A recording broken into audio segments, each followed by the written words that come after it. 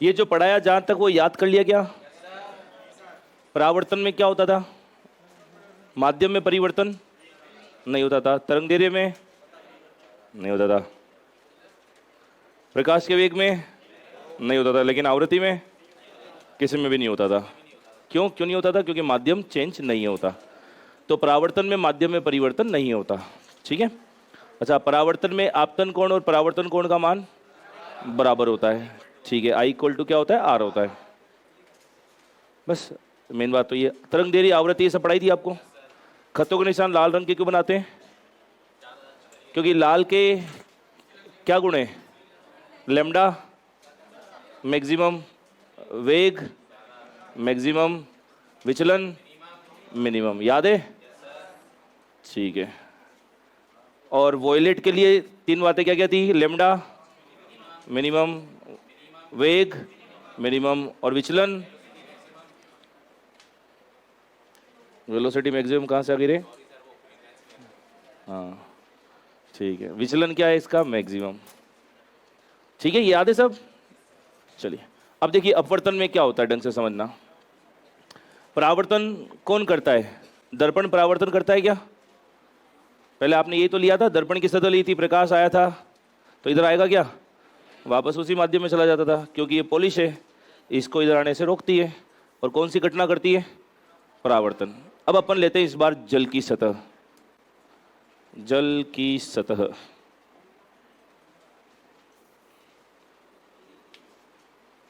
ये क्या है? जल की सतह।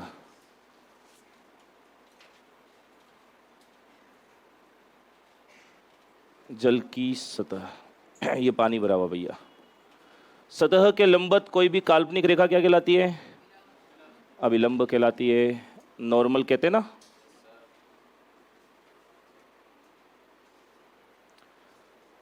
अभिलंब पर आने वाली प्रकाश की किरण कौन सी किरण? आपतित किरण।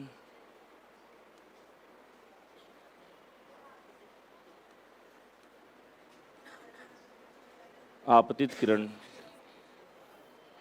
आपतित किरण जो कोण बनाती है वो नाम? आपतन कोण, एंगल ऑफ इंसिडेंस। यहां तक तो वही बातें सारी। अब यहां अगर दर्पण होता तो ये परावर्तन कर देता, पर अब ये तो जल है तो इसमें तो प्रकाश अंदर आ सकता है। तो ये इसका कौन सा पथ? मूल पथ, जहां इसको आना चाहिए था। लेकिन ये इस पथ पर आ पाएगी क्या? क्यों नहीं आ पाएगी? क्योंकि आपको पता है यहाँ ऊपर वायु है, यहाँ क्या है? जल। माध्यम अलग अलग है। अच्छा, अलग अलग माध्यम में प्रकाश की चाल अलग अलग होती है क्या? होती है। सबसे ज़्यादा किस में होती है? निर्वात में। निर्वात के बाद गैस में। गैस के बाद लिक्विड में। और लिक्विड के बाद सॉलिड में। तो अलग अलग माध्यम में प्रकाश की चाल अलग अलग है। तो प्रकाश जब वायु से जल में जाता है तो इसका वेग बढ़ता है या घटता है? क्या होता है? घटता है। और जब वेग में परिवर्तन आएगा तो ये अपने मूल पथ को कभी फॉलो नहीं कर पाएगी। ये अपने मूल पथ से क्या होती है? विचलित हो जाती है। ठीक है, यही घटना क्या कहलाती है? अपवर्तन। इसलिए इस किरण का नाम क्या है? अपवर्तित किरण, रिफ्रैक्टेड रे। बात समझ में आई? बोलो। ठीक है, अपवर्तित किरण जो कोण बनाएगी उसका नाम बोलो। कौन सा कोण? नाम अपवर्तन। अरे सिंपल सी बात है, अपवर्तित किरण है तो कोण अपवर्तन कोण है, और परावर्तित किरण थी तो परावर्तन कोण है। जो किरण है वही कोण होगा। ठीक है, इतनी बात समझ में आ गई? तो यही डेफिनेशन आपने बचपन में पढ़ी थी अपवर्तन के बारे में, कि जब प्रकाश की किरण एक माध्यम से दूसरे माध्यम में जाती है तो वो अपने मूल पथ से विचलित हो जाती है, डेविएट हो जाती है। यह घटना क्या कहलाती है? अपवर्तन। बात समझ में आई? ठीक है, तो पहले तो डेफिनेशन लिखो अपवर्तन की। लिखो, हेडिंग लगा लिया अपवर्तन? लिखो, जब प्रकाश की किरण, हेडिंग वो लिखी हुई देखो बोर्ड पे, दिख गई? लिखो तो फिर, जब प्रकाश की किरण है, प्रकाश की होती किरण, नालायक, किरण तो किसी की भी हो सकती है। देखो, तू है, मेरी किरण भी होती है, तो ये प्रकाश की किरण है। तो लिखो, जब प्रकाश की किरण एक माध्यम से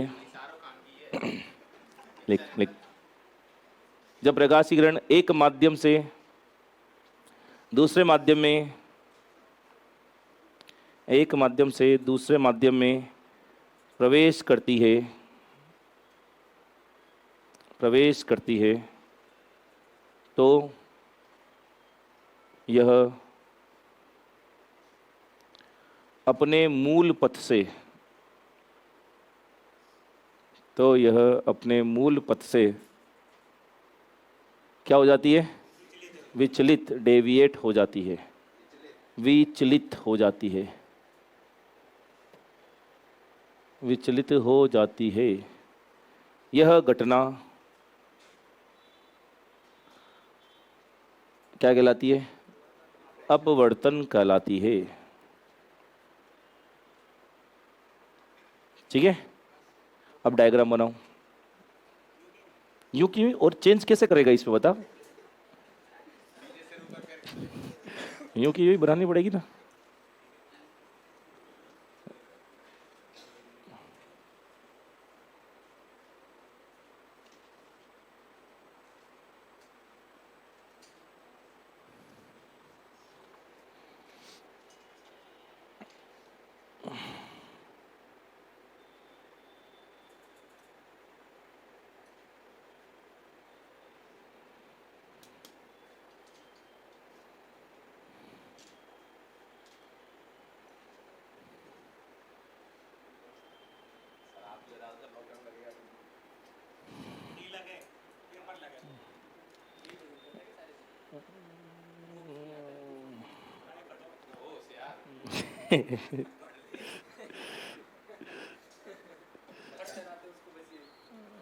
अभी किसी को कुछ नहीं पता, सही बात बताऊं तो मेरे को, जब किसी को कुछ नहीं पता तो मेरे को क्या पता?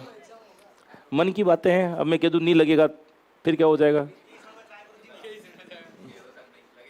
नहीं लगेगा। तुम तो पढ़ाई करने पे ध्यान दो, तैयारी पूरी करके रखो। कभी भी हो एग्जाम, अपने क्या ही करना है, हो चाहे नहीं हो, जब होगा तब ठीक है। इसको सोचने में क्यों टाइम बर्बाद करते हो कि होगा नहीं होगा? जो भी होगा देखा जाएगा। अपने एग्जाम पे ध्यान दो तुम बस, कि हाँ एग्जाम जब भी होगा हमारी तैयारी रहनी चाहिए। हाँ, अरे कुछ भी हो,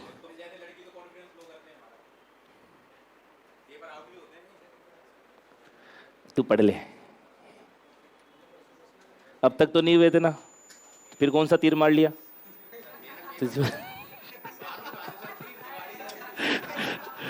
पढ़ लो, पढ़ने पे ध्यान दो तुम। होगा नहीं होगा ये तुम्हारे बस की है ही नहीं, क्यों सोच रहे हो? वही वाली बात है कि मैं ताजमहल खरीद लूँ तो, अरे जब तुम खरीद ही नहीं सकते हो तो कहीं को सोच रहे हो जबरदस्ती? जब तुम रोक ही नहीं सकते हो कि पेपर होगा नहीं होगा, लीक होगा, तुम्हारे हाथ में नहीं है, तो कहीं को सोच के टाइम वेस्ट कर रहे हो? मेहनत पे ध्यान दो, मेहनत पे ध्यान दो अपनी। आप तित, हाँ वापस आओ बोलो। हाँ हाँ, क्योंकि वो अभिलंब से मानते ना अपन, तो अभिलंब से तो जीरो पे ही आ रही है।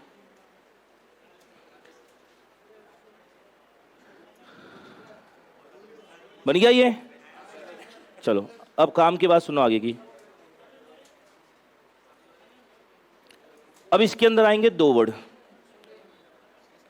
क्या हो गया?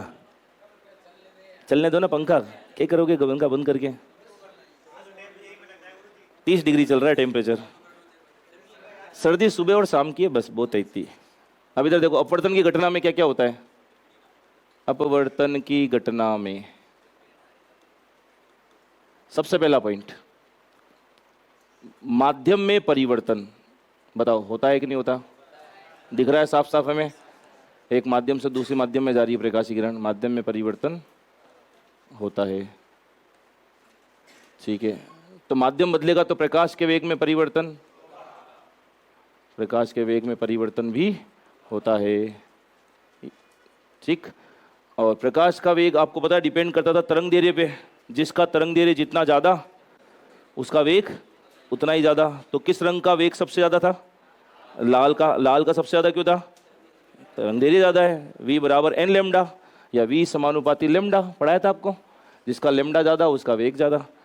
तो भाई प्रकाश का वेग बदलेगा तो जिसका लेमडा ज़्यादा होगा उसका वेग भी ज़्यादा होगा। तो वेग बदलेगा तो तरंग दैर्ध्य में भी परिवर्तन आएगा, तरंग दैर्ध्य में परिवर्तन होता है। तो ये दोनों क्यों बदलते हैं, प्रकाश का वेग और तरंग दैर्ध्य? तरंग दैर्ध्य, तरंग दैर्ध्य और प्रकाश का वेग क्यों बदलते हैं? क्योंकि डिपेंड किस पे करते हैं? माध्यम पे। ठीक है, लेकिन आपको बताया था आवृत्ति माध्यम पर निर्भर नहीं करती। तो आवृत्ति तो माध्यम पर निर्भर करती नहीं है, तो माध्यम बदलेगा तब भी नहीं बदलेगी और माध्यम नहीं बदलेगा तब भी नहीं बदलेगी। तो आवृत्ति पहले भी नहीं बदलती थी, आवृत्ति अभी भी नहीं बदलेगी। तो आवृत्ति क्या रहती है? अपरिवर्तित। अब बच्चा गलती क्या करता है, वो परावर्तन में रट लेता है कि परावर्तन में कुछ भी नहीं बदलता, ठीक है, और वो सोचता है अपवर्तन में सब कुछ बदल जाता है। अपवर्तन में केवल ये बदलते हैं, आवृत्ति अपरिवर्तित रहती है। तो यही क्वेश्चन खूब बार आता है कि अपवर्तन में क्या नहीं बदलता? आवृत्ति नहीं बदलती, क्योंकि आवृत्ति माध्यम पर निर्भर नहीं करती। माध्यम बदले चाहे नहीं बदले, आवृत्ति को कोई लेना देना नहीं उससे। इसलिए आवृत्ति पहले भी नहीं बदलती थी और अभी भी नहीं बदलती है। समझ आ गई बात? चार बातें लिखो जल्दी से।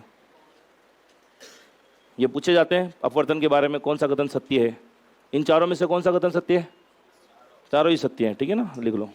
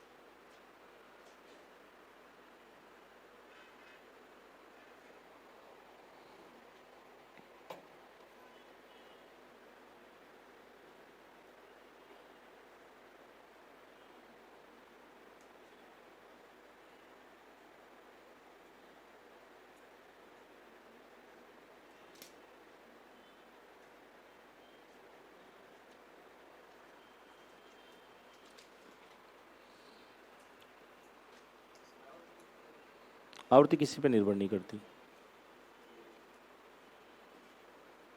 लिख दिया? ठीक है।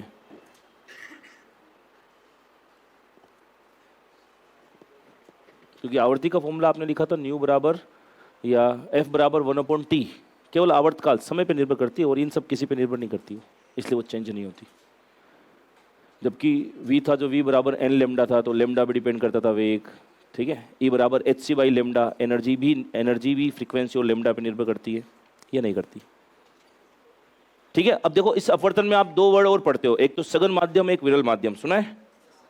तो ये दो नए वर्ड आएंगे आप लोगों के पास। तो मुझे बताओ जल विरल माध्यम होता है या सघन? सघन होता है।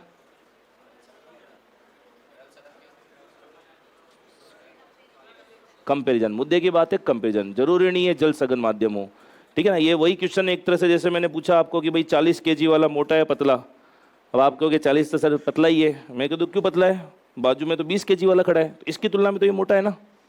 आप कहोगे ये तो मोटा है, मेरे को नहीं, इसके बाजू में तो 80 वाला खड़ा है, तो 80 की तुलना में ये क्या है, 80 की तुलना में ये पतला है और इसकी तुलना में ये मोटा है। तो वही वाली बात है, कभी भी सघन विरल भी डायरेक्ट नहीं बताना है आपको, आप ये पूछो सर किसकी तुलना में, ठीक है ना। कभी नहीं रटना कि जल सघन है या विरल, जल सघन भी हो सकता है विरल भी हो सकता है, ठीक है। तो अब यहाँ पे कंपेरिजन जल का किससे, वायु से। अब यहाँ कैसे पता लगाएं, तो जिनके साइंस है उनको तो पता है, रटा हुआ है, इनको नहीं पता वो कैसे समझेंगे। जल बताते हैं अभी। जल है सघन माध्यम, सघन कैसे देखते हैं, सघन को इंग्लिश में बोलते हैं डेंस मीडियम, ठीक है। सघन वर्ड किससे आता है, सघन यानी घना, और घना का मतलब पार्टिकल्स पास पास। तो सिंपल सी बात, जहां पार्टिकल पास पास वो उतना ही क्या होगा, सघन। तो अगर आपसे पूछे कि सॉलिड लिक्विड गैस में से ज्यादा सघन कौन, तो सॉलिड सबसे ज़्यादा डेंस, उसके बाद लिक्विड, उसके बाद अब देखो वही कंपैरिजन की बात, सॉलिड और लिक्विड का कंपैरिजन करें तो ज़्यादा सघन कौन? सॉलिड सघन है, तो लिक्विड क्या हुआ? विरल हो गया। सिंपल सी बात है, सघन का मतलब पास पास, विरल का मतलब दूर दूर। अब मैं कंपैरिजन लिक्विड और गैस का कर रहा हूं, तो लिक्विड क्या है? अब लिक्विड सघन हो गया, पहले लिक्विड क्या था?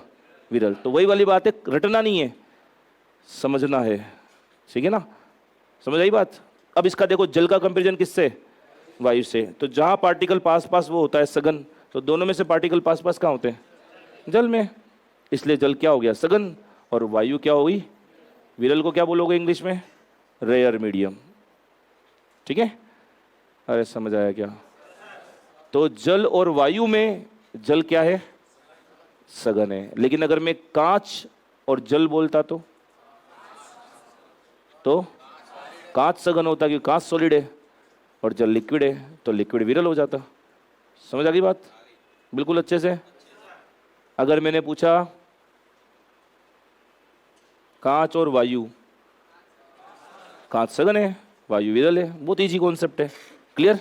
अब वहां पे आप क्या लाइन पढ़ते थे? देखो कि जब प्रकाश की किरण विरल माध्यम से सघन माध्यम की ओर जाती है या विरल माध्यम से सघन माध्यम में जाती है तो विलंब की ओर मुड़ जाती है। देखो विलंब की ओर मुड़ रही है, इसका पथ तो ये होना चाहिए था, लेकिन ये ऐसे नहीं होकर के देखो किधर आ गई?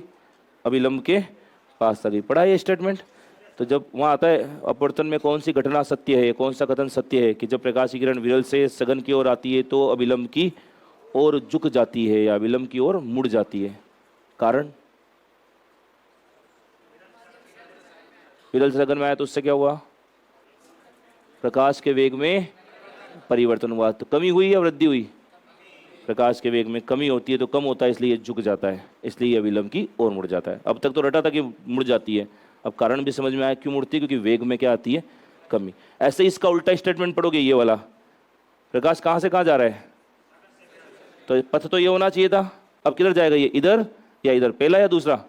दूसरा। अविलंब से दूर हो जाती है, कारण वेग में वृद्धि होती है। वेग में वृद्धि होगी तो ये दूर हो जाएगी, वेग में कमी होगी तो पास आ जाएगी। ठीक है, समझ में आई बात? दोनों स्टेटमेंट क्लियर? तो पहले सघन विरल लिखो इस डायग्राम में, कौन सघन है कौन विरल है।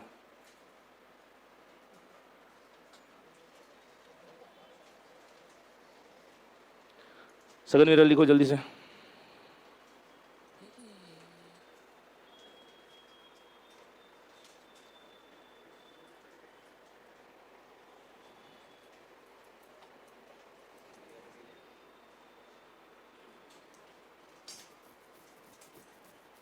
लिख दिया?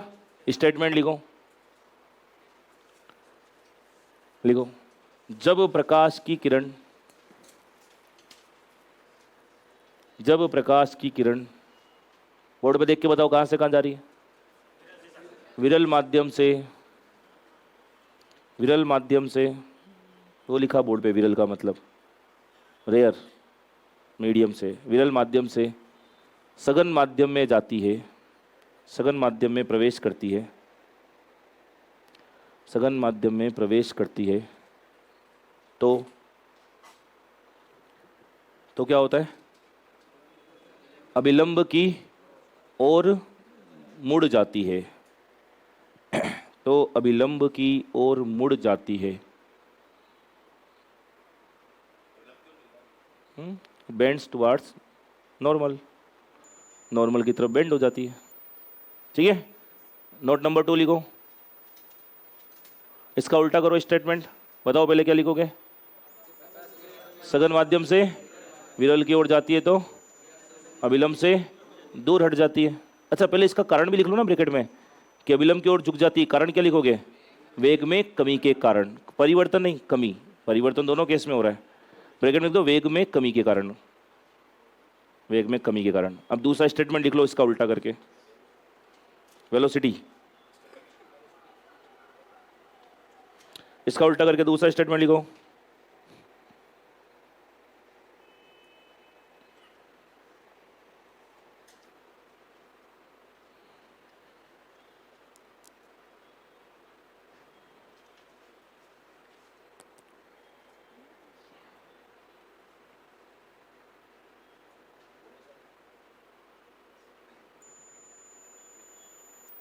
इसका उल्टा करके बोल।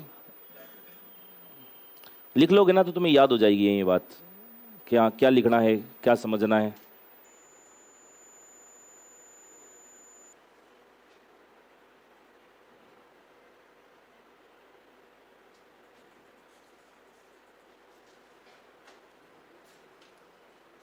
ठीक है, क्या लिखा? जब प्रकाश की किरण सघन माध्यम से विरल माध्यम में प्रवेश करती है तो अविलंब से दूर हट जाती है, कारण वेग में वृद्धि के कारण।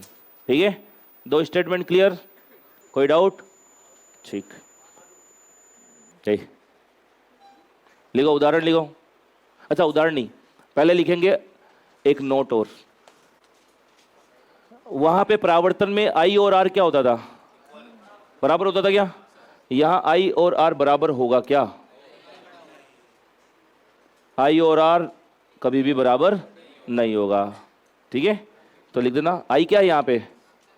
आपतन कोण। आर क्या है? अपवर्तन कोण। परावर्तन नहीं है, अपवर्तन हो रहा है ये। ठीक है, तो नोट लिखो एक और, आपतन कोण अपवर्तन कोण के बराबर नहीं होता। Angle I never be equal to angle R. आपतन कोण अपवर्तन कोण के बराबर नहीं होता।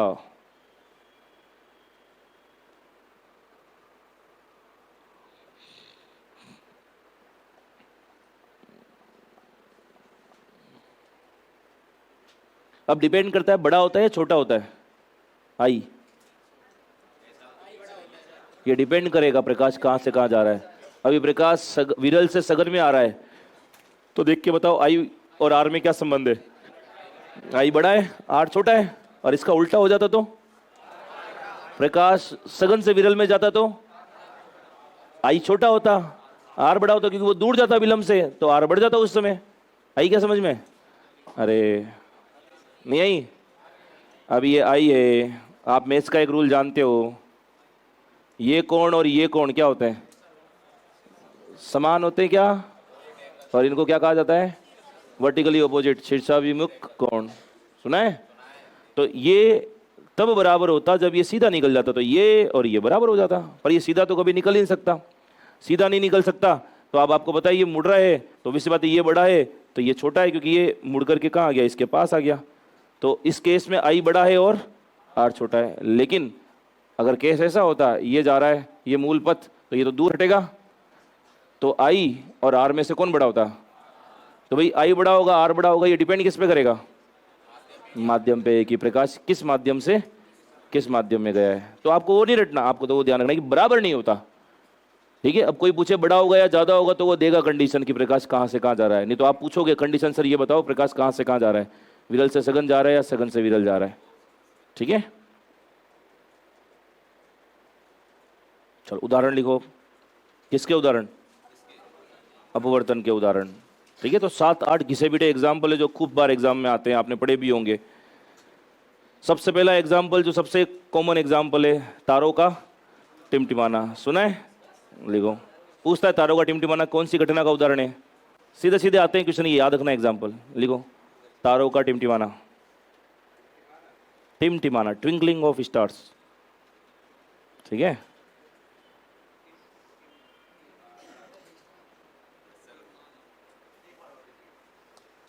तारों का टिमटिमाना। दूसरा सुना होगा आपने, पानी में रखी हुई पेंसिल का मुड़ा हुआ दिखाई देना। देखो, पानी में रखी पेंसिल का मुड़ा हुआ दिखाई देना। लेकिन पानी में रखा हुआ पेन, हाँ, तो पेन पेंसिल नहीं रटना, कॉन्सेप्ट ध्यान रखना है कि पेन रखी हो, पेंसिल रखी हो, कोई छड़ रखी हो तो वो मुड़ी हुई दिखाई देती है। पानी में रखी हुई पेंसिल का मुड़ा हुआ दिखाई देना। ठीक है, फिर तीसरा एग्जाम्पल रखा पड़ा होगा कि पानी में रखे हुए सिक्के का ऊपर उठा हुआ दिखाई देना। बहुत बार सिक्के की जगह वो मछली बोल देता है कि पानी में तैरती हुई मछली अपेक्षाकृत ऊपर की ओर दिखाई देती है। कौन सी घटना है? अपवर्तन। तो लिखो पानी में रखे हुए सिक्के, पानी में रखे हुए सिक्के, ऑब्लिक में लिखो तैरती हुई मछली का,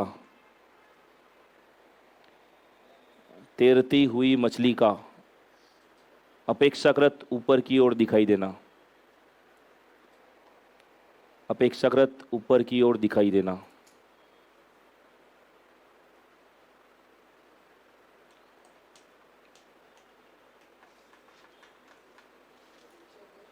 अपेक्षाकृत ऊपर की ओर दिखाई देना।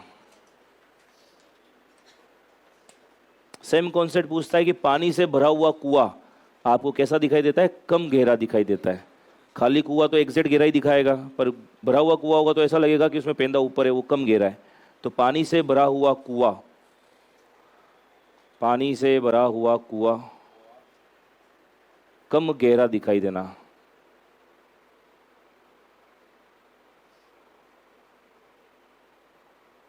खुश मत हो, कुआं ही बोला है, खाई नहीं बोली।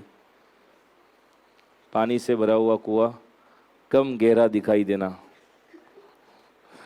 लिख दिया। चौथा, कोई पानी से भरा हुआ कांच का गिलास है, उसमें नींबू डाल दिया, वो नींबू छोटा दिखता है बड़ा? बड़ा दिखाई देता है, तो नींबू बड़ा हो गया पानी के अंदर डालने पर। तो ये भी क्या है? अपवर्तनीय है। लिख ले, लिखो। कांच के गिलास में, अच्छा कांच के गिलास से पहले दो वर्ड और जोड़ो। पानी से भरे कांच के गिलास में, पानी से भरे, नहीं समझ पाए तो कुछ और ही समझ जाओगे, इसलिए पूरा लिखो। पानी से भरे, पानी से भरे कांच के गिलास में, पानी से भरे कांच के गिलास में रखे हुए नींबू का, हाँ लेमन, नींबू का बड़ा दिखाई देना। ये आया हुआ एग्जाम में क्वेश्चन है, मन से नहीं लिखा रहा हूँ मैं, ज़्यादा खुश मत हो, लिखो इसको। ठीक है, नेक्स्ट पॉइंट। ऐसे ही कोई पेपर रखा हुआ है, जैसे न्यूज़पेपर है, उसके ऊपर आपने कांच की मोटी स्लेब रख दी या पेपर वेट रख दिया। अब उसमें से उसके अक्षरों को पढ़ो, उसके अक्षर कैसे दिखाई देते हैं? बड़े या उभरे हुए दिखाई देते हैं। ये भी कौन सी घटना है? अपवर्तन है। तो लिखो, कांच की मोटी स्लेब, ये बोर्ड पे लिख दिया मैंने। स्लेब को बोलते हैं पट्टी। कांच की मोटी स्लेब,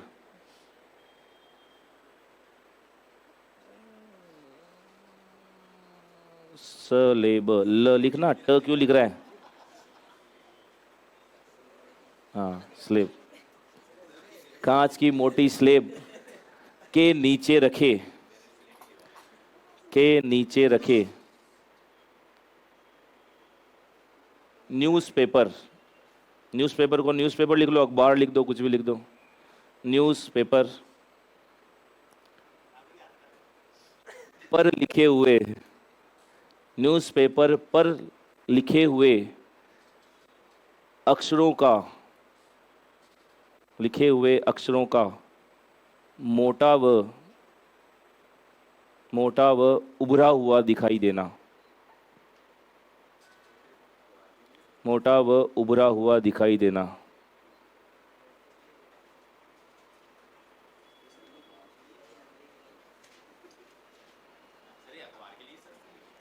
ये सबके लिए,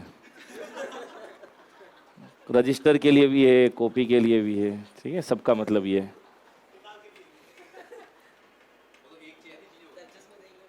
लिखो आगे। अगला एग्जाम्पल आपने सुना होगा कि जैसे कोई बत्ती जल रही है आग की, तो आग के पीछे कोई वस्तु रखी हुई है, कोई व्यक्ति खड़ा है, तो वो कैसा दिखाई देता है? झिलमिल करता हुआ या हिलता हुआ दिखाई देता है। नोटिस किया है? इसका सबसे बढ़िया एग्जाम्पल आपको भी, कोई बत्ती जल रही हो, कोई बन रहा हो, कहीं खाना वाना कभी, तो उसके पीछे की वस्तु देखना, ऐसे हिलती हुई झिलमिल करती हुई नजर आएगी। तो ये भी कौन सी घटना है? अपवर्तन है। ये भी आता है एग्जाम में। लिखो, आग के पीछे की, आग के पीछे की, अरे इधर देखो, इधर क्या लिखना है? आग। एक बालक लिख रहा है आप। आपके पीछे की वस्तु कैसे दिखेगी तुम्हें? आग, आग के पीछे की वस्तुओं का, अरे इसने तो सही लिखा है, तो जब तेरे को किसने कहा इसने गलत लिखा? आग के पीछे की वस्तुओं का, उसको अब समझ आई, देखो। आग के पीछे की वस्तुओं का हिलता हुआ दिखाई देना।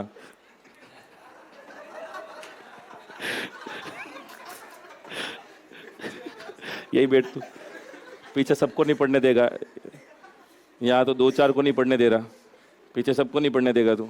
लिखो आगे। आग के पीछे की वस्तुओं का झिलमिल करता हुआ दिखाई देना। ऐसे ही मैं केमिस्ट्री पढ़ा रहा था और वहां पर आया सोडियम की भाप के साथ अभिक्रिया, विस्टीम के साथ। वो लिखता है सोडियम की आप के साथ। अरे भाई मेरे साथ क्या अभिक्रिया कराएगा तू? सोडियम की आपके साथ अभिक्रिया। एक मैं तुमको अयस्क नहीं पढ़ाया ना मैंने? अयस्क पढ़ाए? अयस्क अयस्क नहीं पढ़ाया ना? हाँ तो है भी नहीं तुम्हारे। अब आगे सुनो। अयस्क पढ़ा रहा था किसी बेच में, सेकंड ग्रेड के किसी बेच में। वहां लिखा है मैंने लेड, पीबी। लेड का अयस्क होता है क्या? गे लेना। बालक पीछे बैठ के क्या लिखता है? ले लेना। वो अलग ही धुन में बैठा अपने। मैंने कहा बोर्ड से देख ले भाई, क्या ले लेना क्या ले लेना? गे लेना है वो। गे लेना होता है पीबीएस, लेड सल्फाइड।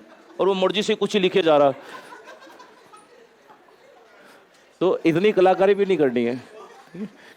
तो लिखो।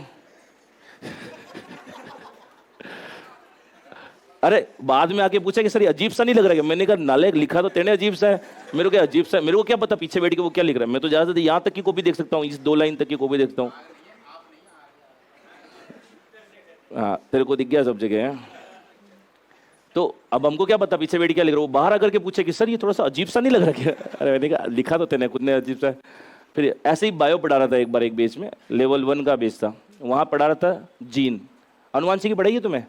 सर ने पढ़ाया होगा। जीन शब्द किसने दिया? बताओ। देख क्या रहे हो? बिना देखे बताओ। जोहानसन ने दिया ना?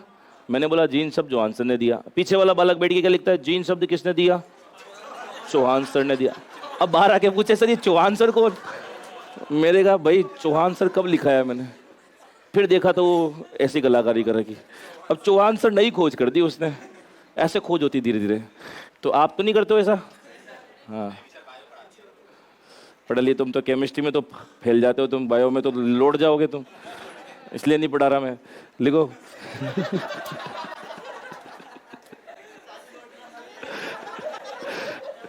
तो मैं सुनील सर सही पढ़ा रहे हैं? ठीक है बढ़िया है।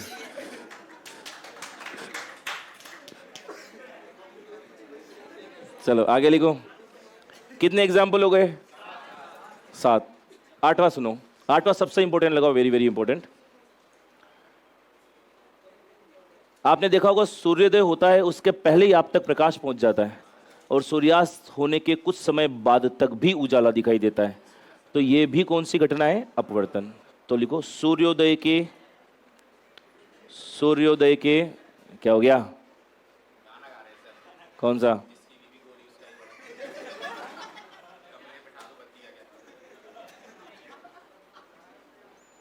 तेरे को कैसे पता वो ये गा रहे हैं? तेरा ध्यान मतलब पहले पूरा पीछे है ना, वहां पे पीछे भेज दे इसको। नहीं पढ़ने देगा तुम्हें, तुम पढ़ रहे हो सही है। लिखो। लिखो सूर्योदय के कुछ समय पूर्व, सूर्योदय के कुछ समय पूर्व, सूर्योदय के कुछ समय पूर्व तथा सूर्यास्त के कुछ समय बाद तक सूर्य का प्रकाश दिखाई देना। सूर्योदय के कुछ समय पूर्व तथा सूर्यास्त के कुछ समय बाद तक सूर्य का प्रकाश दिखाई देना। दिखता है ना? आप कहते हो सूरज डूब रहा है, सूरज डूब जाता है तब भी देखा होगा थोड़ी देर तक उजाला रहता है। एक्चुअली वो टाइम होता है 2 मिनट। सूर्यास्त के 2 मिनट पहले और सूर्योदय के 2 मिनट पहले और सूर्यास्त के 2 मिनट बाद तक प्रकाश दिखाई देता है। हाँ तो कहां से देखो? तुम्हारी सुबह भी यही होती है, रात भी यही होती है।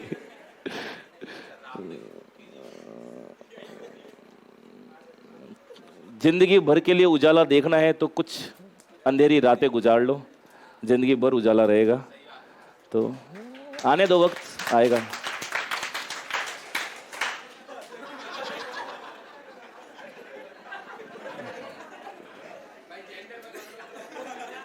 वो 2 लाइनें सुनी होगी आपने। क्या?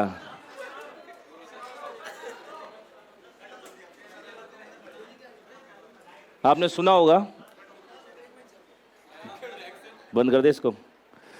ठीक है, तो आपने सुना होगा कि कुछ देर की खामोशी है, कुछ देर की खामोशी है फिर शोर आएगा, कुछ देर की खामोशी है फिर शोर आएगा, सभी का वक्त आता है हमारा दौर आएगा।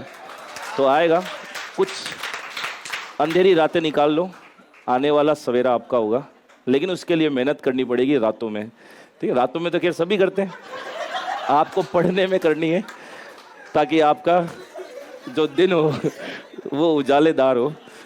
लिखो आगे, चलो आगे लिखो। अपवर्तन समझ में आ गया? ये सारी बातें अपवर्तन के बारे में पूछी जाती है। अभी इसमें आता है एक सबसे महत्वपूर्ण नियम।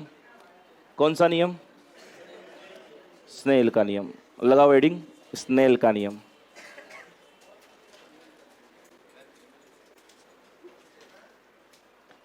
लिखा हुआ बोर्ड पे, फटाफट लिखो। हाँ बोल। कभी भी करो, दिन में तो कोचिंग रहते हो ना तुम। लिखो आगे, लिखो। देखो स्नेल का नियम, स्नेल का नियम क्या बोलता है सुनो। ये सतह, ये क्या है? अभिलंब। ये क्या है? आपतित किरण। ये क्या है? मूल पथ। ये कौन सा कोण? ये कौन सी किरण? परावर्तित किरण, अपवर्तित किरण। ये कौन सा कोण? तो ये आई और ये सारी बातें पता है आपको।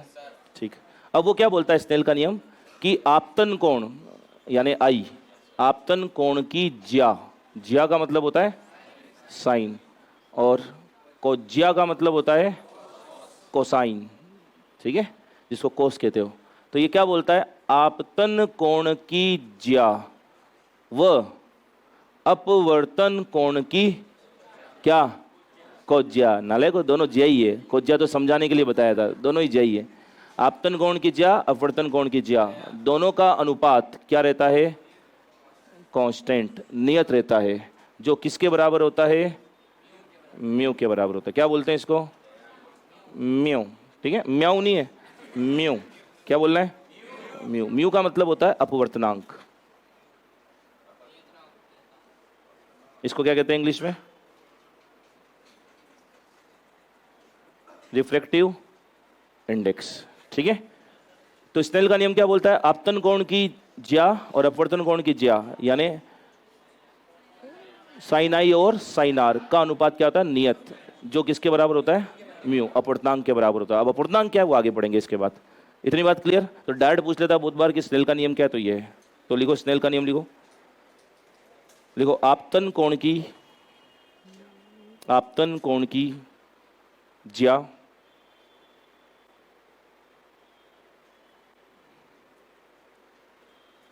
तथा अपवर्तन कोण की, अपवर्तन कोण की ज्या, आपतन कोण की ज्या व अपवर्तन कोण की ज्या का अनुपात, का अनुपात नियत रहता है, नियत रहता है। वापस बोलूं, लिख लिया? अनुपात नियत रहता है, कांस्टेंट। अरे ऐसे लिखना है, नियत। ठीक है, नियत रहता है, लिख दिया? जो किसके बराबर होता है? अपवर्तनांक के बराबर होता है, यानी म्यू के बराबर होता है। जो म्यू या अपवर्तनांक के बराबर होता है।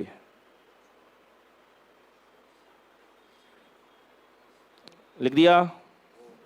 ठीक है, अभी लिखो, बोर्ड पे से लिख लो।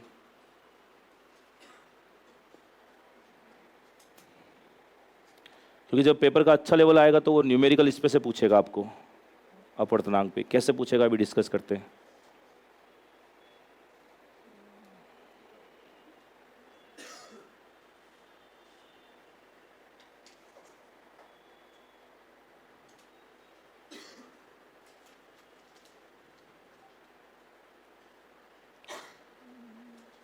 लिख दिया?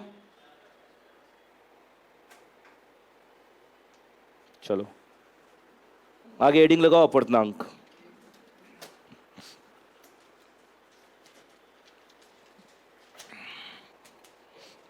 हेडिंग लगाओ, अपवर्तनांक, रिफ्रैक्टिव इंडेक्स।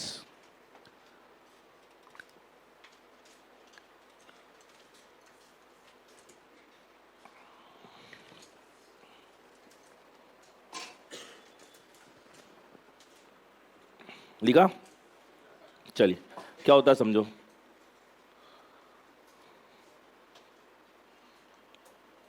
तो सही अगर तरीके से इसको देखा जाए तो इसकी डेफिनेशन होती क्या है? म्यू होता है निर्वात में प्रकाश की चाल। अब निर्वात में प्रकाश की चाल को किससे लिखते थे अपन? सी से लिखते थे। कितना मान होता था इसका?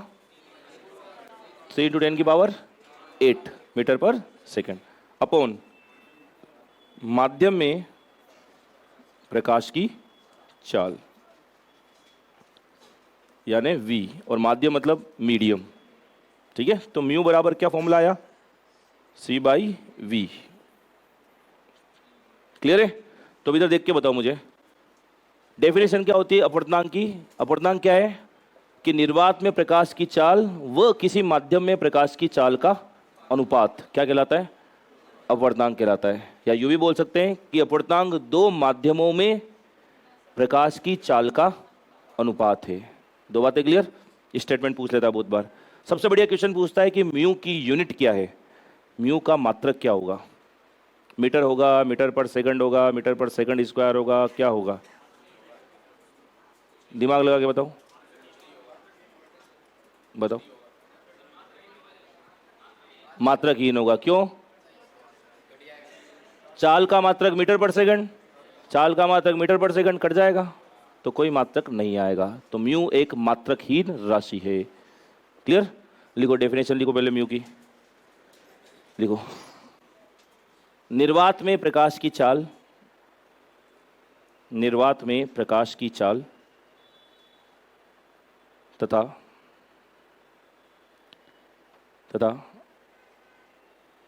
माध्यम में, माध्यम मीडियम, माध्यम में प्रकाश की चाल का अनुपात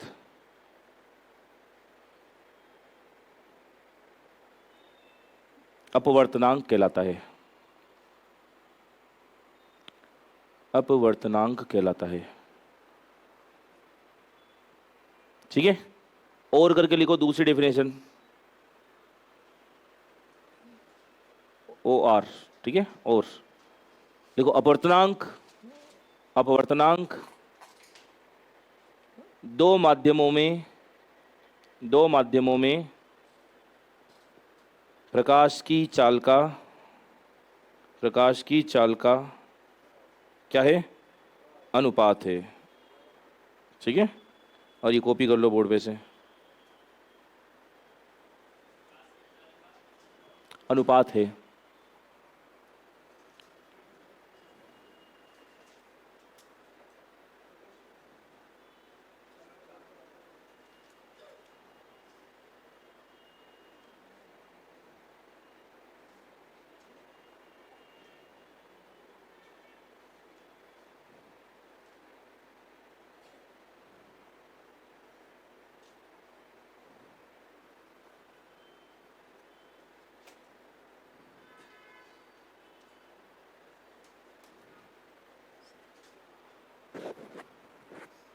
हाँ बोल बोल,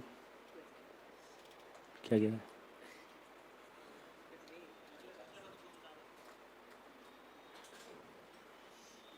लिख दिया? नोट लगा के लिख लेना। म्यू यानी अपवर्तनांक एक मात्रकहीन राशि है, यूनिटलेस क्वांटिटी है। अपवर्तनांक एक मात्रकहीन राशि है। अरे मात्रकहीन है ना, अच्छा इंग्लिश में refractive index is an unitless quantity. ठीक है, यूनिटलेस क्वांटिटी है। और जिसने अगर थोड़ी बहुत फिजिक्स पढ़ी होगी उसको पता, यूनिट नहीं होगी तो डायमेंशन भी नहीं होगी, विमा भी नहीं होगी। पर आपकी विमा कुछ भी नहीं है, इसलिए नहीं लिखा रहा मैं डायमेंशन।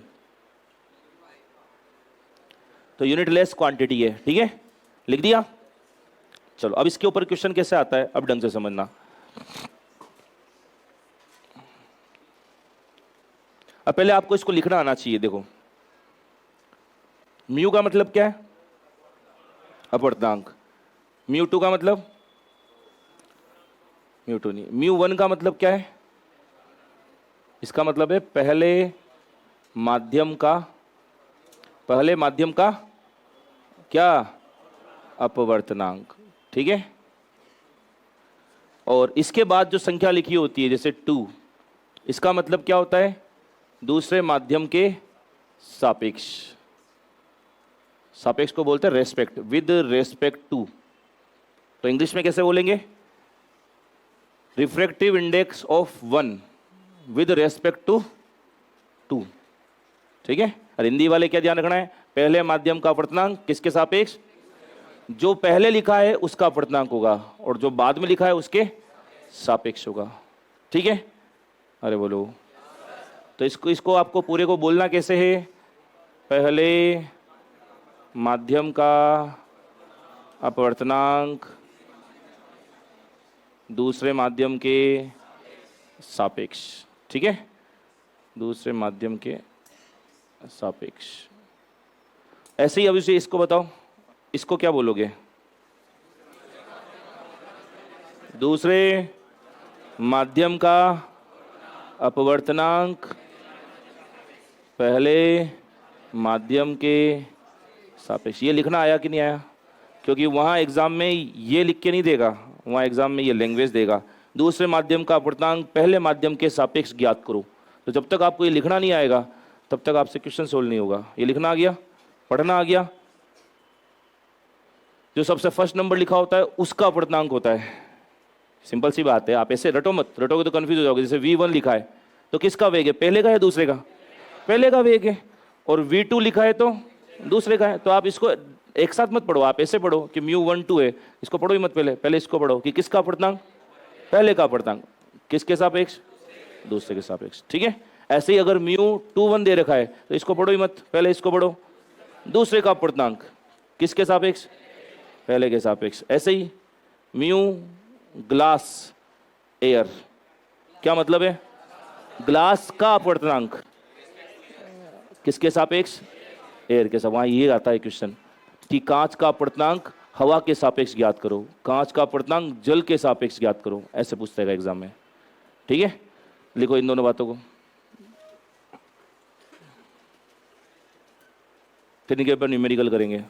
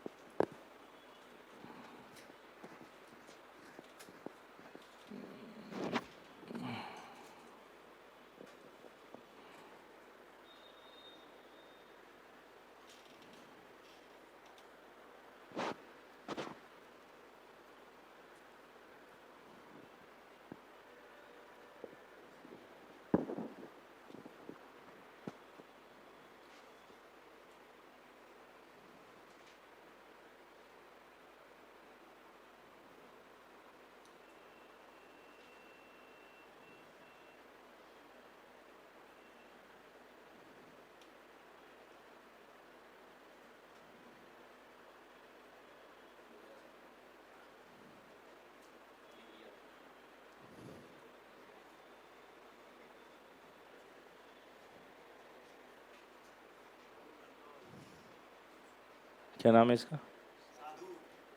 साधु है तू?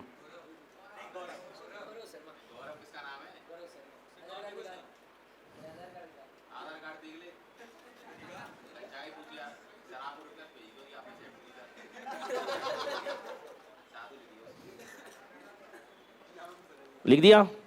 हटाएं?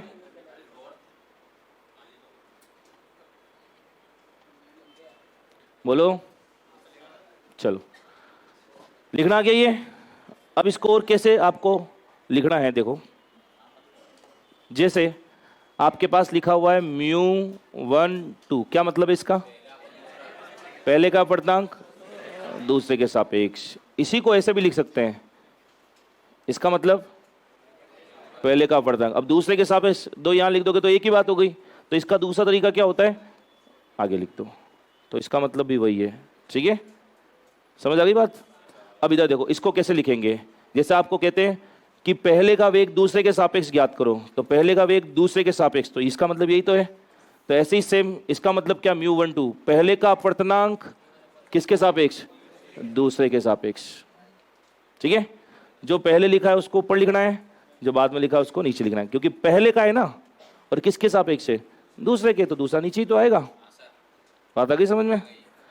ठीक है, जैसे 18 कैरेट गोल्ड है, किस में से निकालते हैं?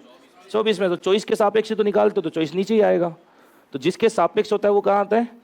नीचे। चलो अब एक सबसे बढ़िया पॉइंट, म्यू बराबर फॉर्मूला क्या था? सी बाई वी, यही था क्या? तो म्यू और वी में संबंध कैसा है? अरे बोलो, व्युत्क्रमानुपाती है क्या? तो यहाँ म्यू 1 है, तो म्यू और वी एक दूसरे के व्युत्क्रमानुपाती है। तो आगे मैं v1 v2 लिखना चाहता हूँ, तो v1 बाई v2 लिखूँ या v2 बाई v1? बस ये बताओ, v2 बाई v1 आएगा। ये लाइन समझ आई कि नहीं आई, पहले ये बताओ। अगर ये समानुपाती होता तो v1 बाई v2 होता, पर व्युत्क्रमानुपाती ना, इसका पहले माध्यम का म्यू और पहले माध्यम का वेग, तो दोनों एक दूसरे के व्युत्क्रमानुपाती तो होते हैं। अरे हाँ ना, आई क्या बात समझ में? ये लिखना आ गया। तो ये लिखने के बाद आप क्या लिखोगे मेरे लिए? ऐसे ही μ21 लिखोगे, लिख दोगे? लिखो तो फिर जरा लिखो।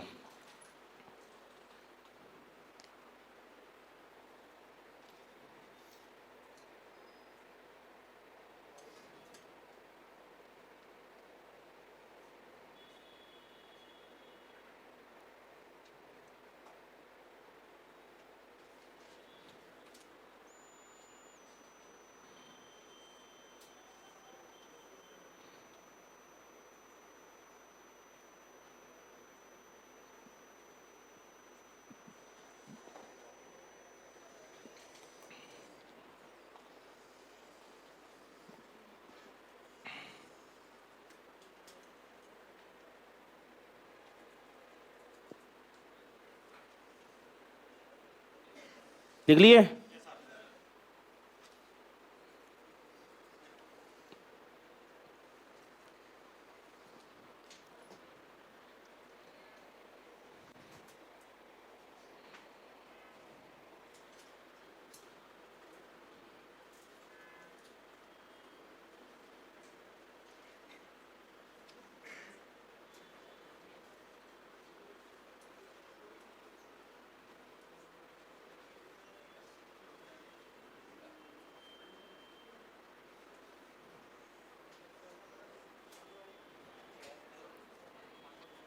चलो इसको मैं कैसे लिख दूं? μ2 और ये 1, ठीक है। अब μ2 बाई μ1, μ2 बाय μ1, यहाँ 2 है तो ऊपर वेलोसिटी किसकी आएगी? 1 की, और नीचे 2 की। यही लिखा है सबने? ठीक। यहाँ तो कोई डाउट हो तो बोलो, नहीं है? चलो न्यूमेरिकल कैसे बनते हैं, लिखो, क्वेश्चन लिखो।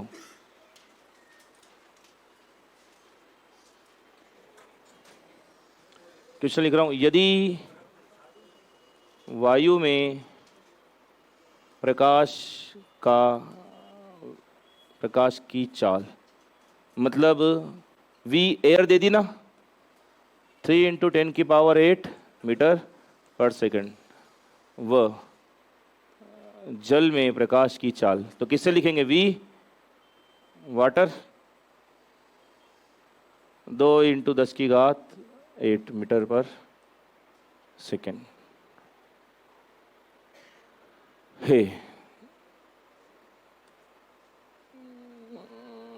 तो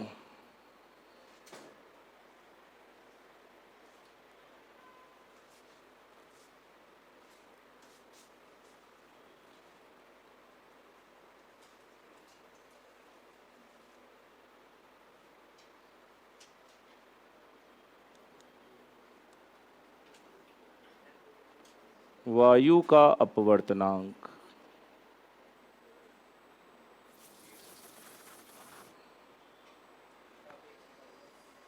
रुको, कांच चाहिए, ग्लास, तो वायु का अपवर्तनांक कांच के सापेक्ष ज्ञात करो। कर सकते हो? करो जरा। देखते हैं।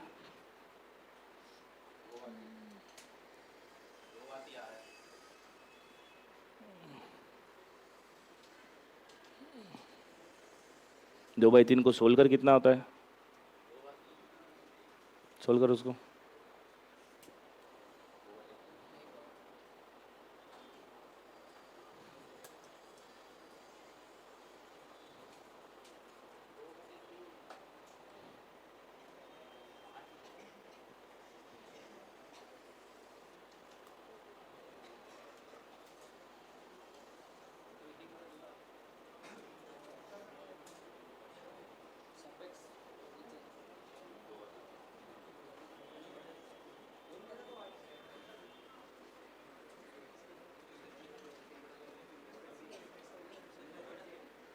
देखो आंसर दो ही आएंगे, या तो 3/2 आएगा या 2/3 आएगा।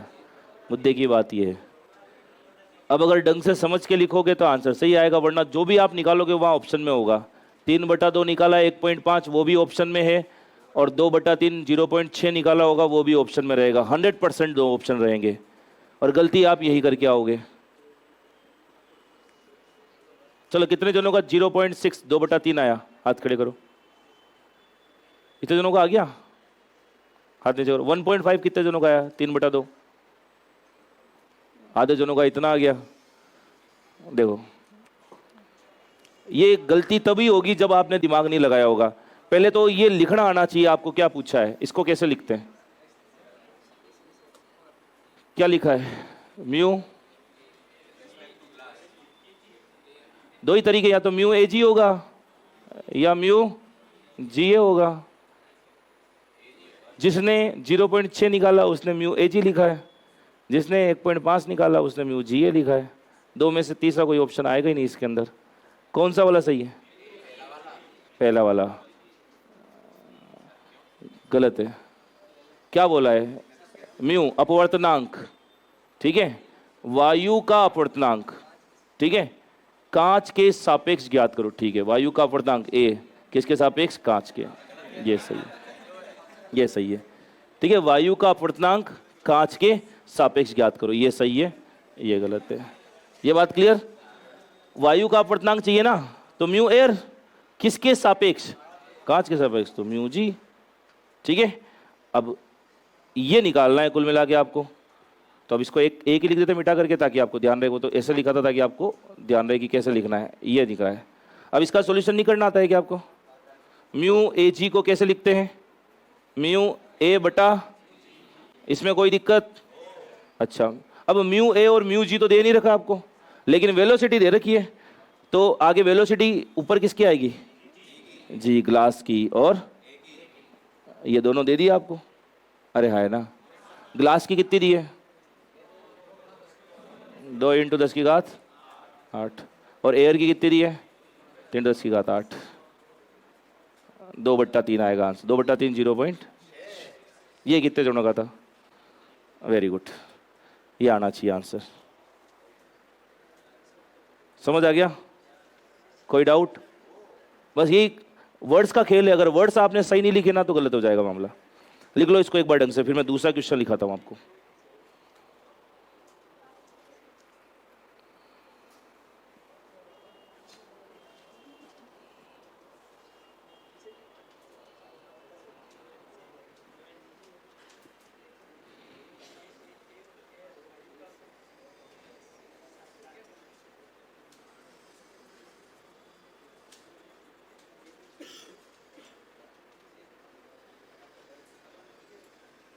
कोई डाउट? बोलो बोलो। ए जी वाला समझ नहीं आया? इधर देख, इसका मतलब बता पहले क्या लिखा है। तो साले जब इतनी देर पढ़ा रहा था तब क्या कर रहा था? नींद में था क्या? जब मैं चिल्ला चिल्ला के बोल रहा हूँ μ1 2 μ2 1, इसको समझ लो 4 बार तब कहाँ था? रहने दे, तेरे सिलेबस में नहीं है ये। जो पढ़ेगा देखो उसको समझाया जा सकता है, जो नहीं पढ़ रहा उसको नहीं समझाया जा सकता। सीधी सी बात है। मैं उसके साथ मेहनत कर सकता हूं जो वाकई में पढ़ना चाहता है।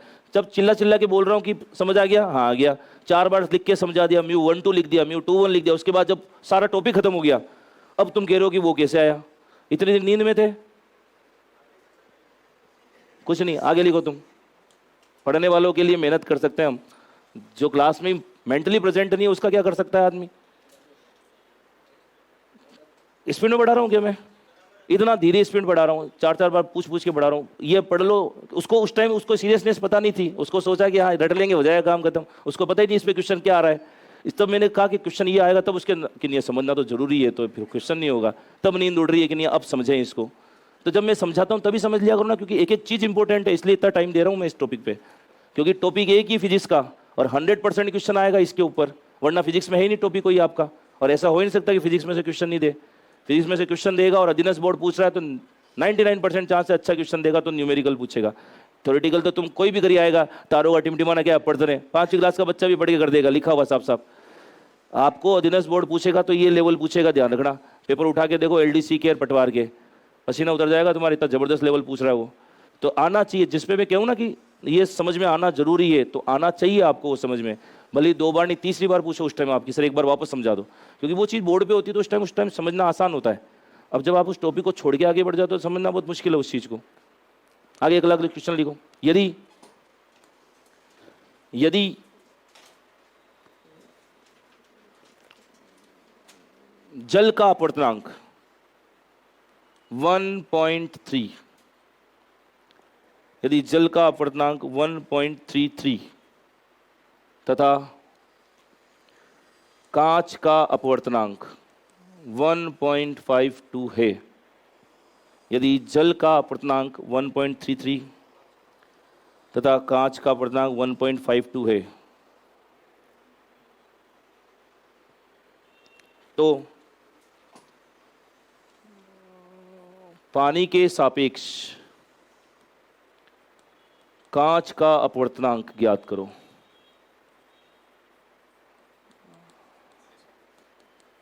ठीक है, पानी के सापेक्ष कांच का अपवर्तनांक, refractive index of glass, refractive index of glass with respect to water. अब जब तक इसको सही लिखोगे नहीं तब तक इसका आंसर नहीं निकलेगा आप लोगों से। लिखो सही से कि लैंग्वेज से वो क्या बनेगा।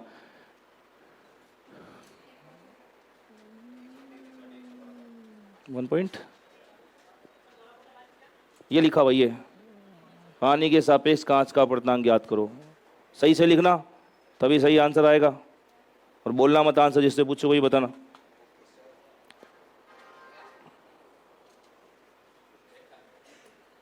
क्योंकि सारा खेल इसमें लैंग्वेज का है। वहाँ एग्जाम में लैंग्वेज गलत पढ़ी आपने या गलत समझी, आंसर जो आप निकालोगे वो ऑप्शन में लिखा रहेगा और आप तुरंत टिक लगाए हुए गलत, और सोचोगे और मैं इतना इंटेलिजेंट हो गया, पहली बार में आंसर आ गया, जबकि वो गलत आएगा।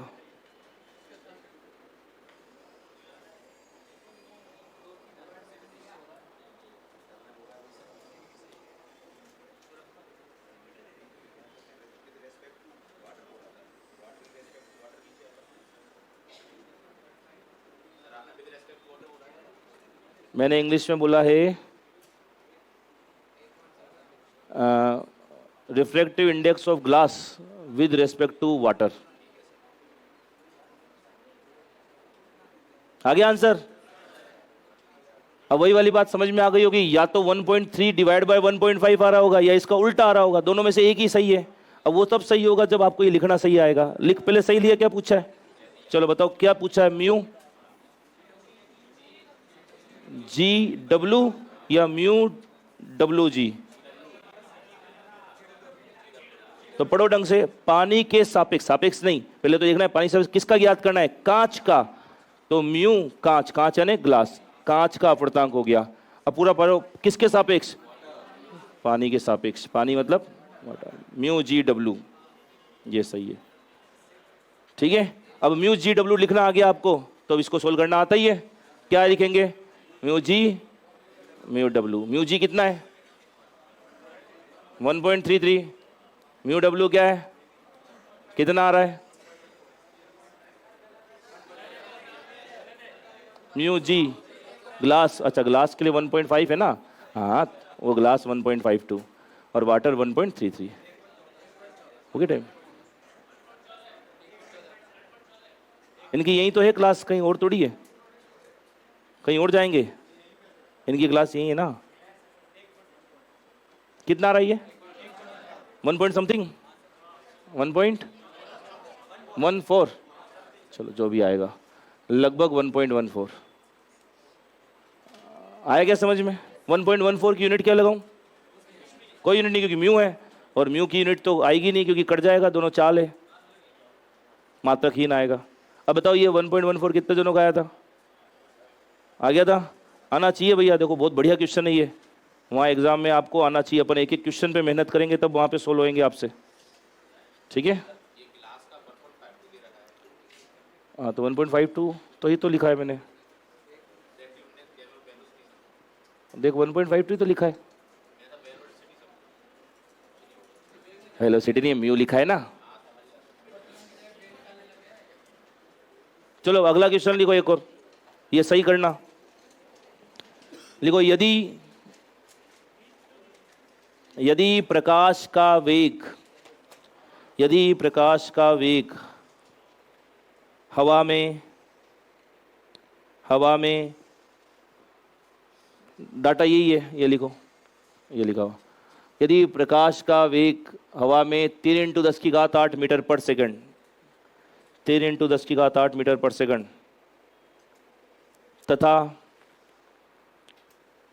तथा कांच में, वो लिखा हुआ 2 × 10⁸ मीटर पर सेकंड हो तो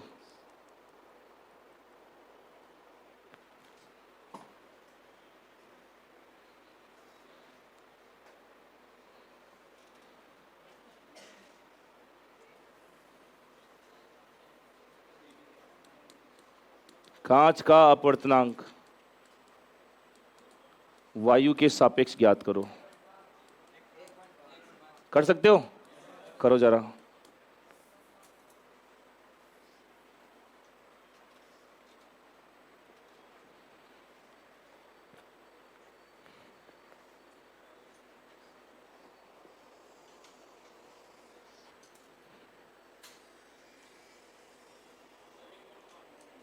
लिख दिए? 1.5 आएगा।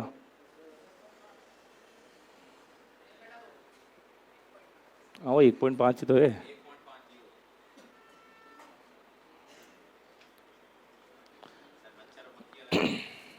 मच्छर और मक्खी अलग अलग होते ही हैं, इसमें क्या है?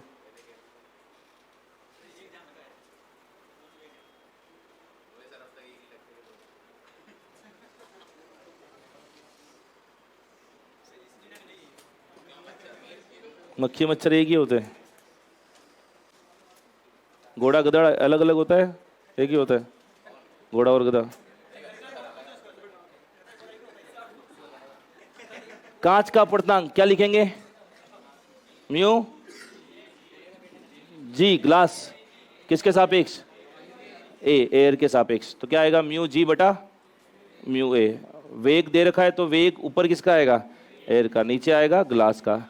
एयर का दे दिया 3 × 10⁸। वेग इसका दे दिया,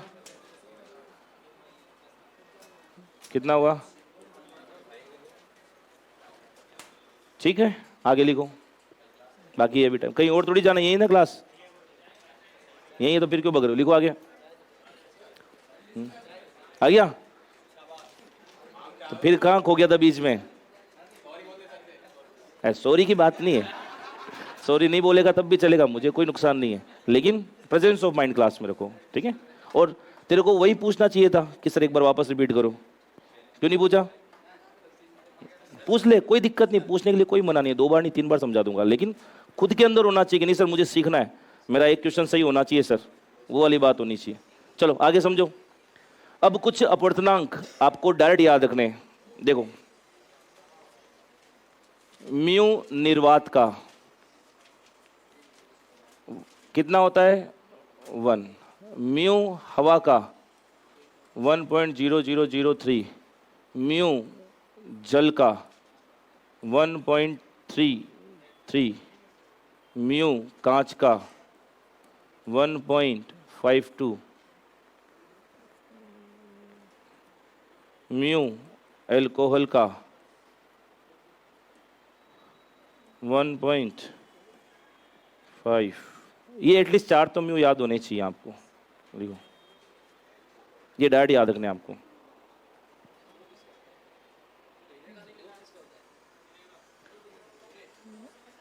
अच्छा हीरा नहीं लिखा ना, एक सेकंड, म्यू हीरा भी लिखो पहले। म्यू हीरा 2.4 हीर, हाँ हाँ, ले म्यू एल्कोहल, म्यू बेंजीन,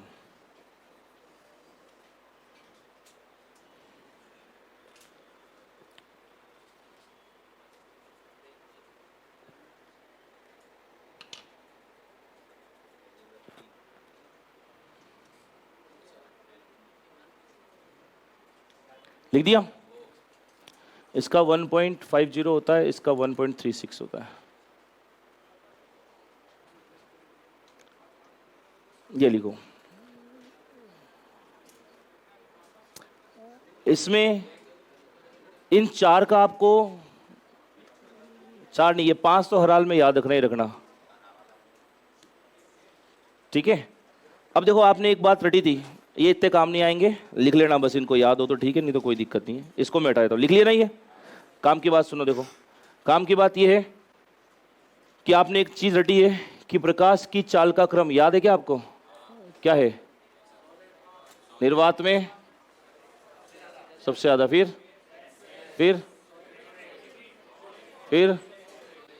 याद है ये?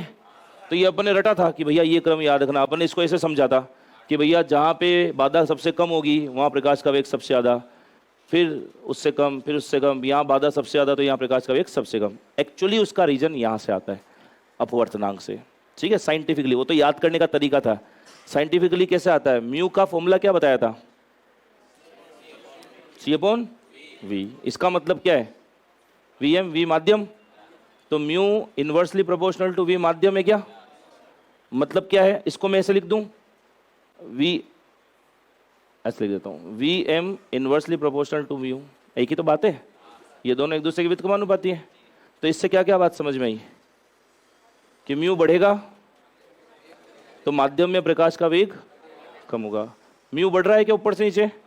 तो प्रकाश का वेग घट रहा होगा। देखो म्यू सबसे कम है यहाँ, म्यू सबसे कम तो प्रकाश का वेग सबसे ज्यादा, म्यू सबसे कम ये रहा, तो यहाँ सबसे ज्यादा प्रकाश का वेग होना चाहिए, है क्या? निर्वात में प्रकाश का वेग सबसे ज्यादा है, ठीक है। निर्वात से किधर आए आप? गैस में, गैस हवा में आए, म्यू बढ़ा थोड़ा सा, तो प्रकाश का वेग और कम, तो देखो और कम हो गया। अरे हो गया ना। आप लिक्विड, गैस से लिक्विड में आए, जल में आए, तो म्यू और बढ़ गया, म्यू और बढ़ा तो प्रकाश का वेग और कम हो गया, तो देखो और कम हो गया। सॉलिड में सबसे कम हो गया, सॉलिड में सबसे कम क्यों हो गया? सॉलिड में, कांच में म्यू और ज़्यादा बढ़ गया, म्यू और बढ़ा तो वेग और क्या होगा? कम, इसलिए सॉलिड में सबसे कम होता है। उसके पीछे लॉजिक ये है, ठीक है। ये लिखो दोनों तीनों बातें, दुकानें बंद मत करो, स्टेटमेंट लिखना है अभी, निकालो को भी। चाय पी लेना, अभी इतनी देर ब्रेक मिला था बीच में। क्या पिएगा चाय इतनी? किसके साथ पिएगा? हैं? अकेला है किसी के साथ? अकेला ही पिएगा ना? अकेला तो जाते टाइम ही पी लेना फिर, लिख अब। अकेले ही पीनी है तो अकेले के लिए तो कोई दिक्कत ही नहीं, कभी पी लो, लिखो। चाय तो बहाना होता है।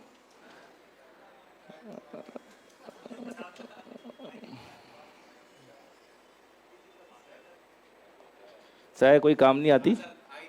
हाँ ठीक, अब समझ में आया ना इसके। आगे लिखो, ये लिखो, ये सारा लिखो जो लिखा हुआ है। लिख दिया? स्टेटमेंट लिखो, वहां आता है स्टेटमेंट क्या? माध्यम का अपवर्तनांक बढ़ने पर प्रकाश की चाल घटती है। लिखो, माध्यम का अपवर्तनांक बढ़ने पर, माध्यम का अपवर्तनांक बढ़ने पर प्रकाश की चाल घटती है।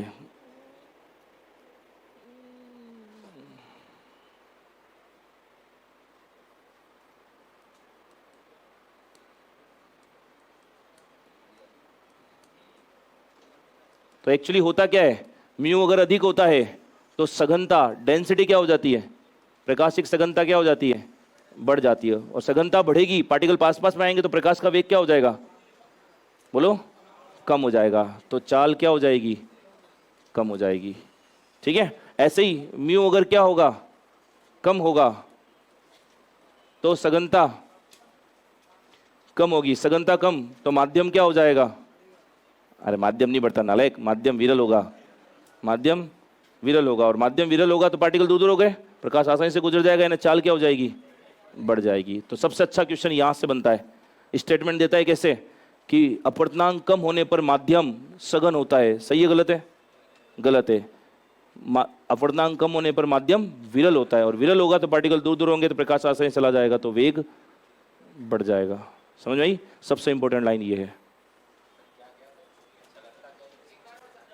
एक बार वापस सुनो, आपको ये पता है ना म्यू अधिक होता है, ये म्यू और वी एक दूसरे के क्या है, तो रटो मत, म्यू अधिक होता है तो वेग क्या होगा, म्यू अधिक तो वेग क्या होगा, कम। वेग कम क्यों होगा, पार्टिकल क्या आ जाएंगे, सिंपल सी बात है। अगर आप यहाँ जैसे पास पास बैठे हो तो मैं यहाँ से जा पाऊंगा क्या, क्योंकि सघनता अधिक हो गई, तो मध्यम सघन होने की वजह से बाधा बढ़ गई, तो चाल मेरी क्या हो जाएगी, कम। तो भाई माध्यम v बढ़ा, म्यू बढ़ा तो वेग कम क्यों हो जाता है, क्योंकि पार्टिकल पास पास आ जाते हैं, माध्यम कैसा हो जाता है, सघन हो जाता है। ठीक है, पर अपवर्तनांक कम होने पर चाल क्या हो जाती है, चाल क्यों बढ़ेगी, जब पार्टिकल दूर दूर हो जाए, दूर दूर हो जाएगा तो माध्यम क्या हो जाएगा, विरल हो जाएगा। ठीक है, ऐसा उल्टा ध्यान रख लो, ऐसे याद नहीं रख सकते तो अभी भी दुकान बंद मत कर, निकाल एक लाइन और लिखाऊंगा, लिखो इसको।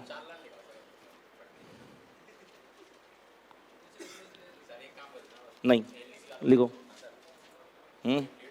कितनी बजे, वो पहले पहुंच जाते तुमसे, मैं 5:15 छोड़ूंगा उनको, टेंशन मत लो। बस 5:05 पे छोड़ूंगा उनको। यहाँ पे कौन आएंगे अगले सर, करीना सर को कह दूंगा सर इनको 10 मिनट पहले छोड़ देना, और उनको मैं 5 मिनट लेट छोड़ूंगा।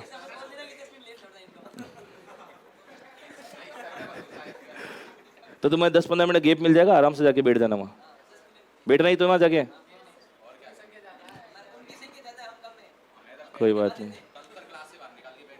देखो जंगल में राजा हमेशा एक ही होता है, तो संख्या से मतलब मत रखो, क्वालिटी से मत। तुम्हारी संख्या कम है लेकिन तुम्हारी क्वालिटी अच्छी है, पढ़ने वाले बच्चे हो तुम। वहाँ भीड़ बहुत है, वहाँ भीड़ बहुत है लेकिन पढ़ने वाले कम है। तुम्हारी संख्या कम है लेकिन तुम पढ़ने वाले हो। लिखा, ठीक है, लास्ट लाइन लिख लो एक। अपवर्तन के अन्य उदाहरण,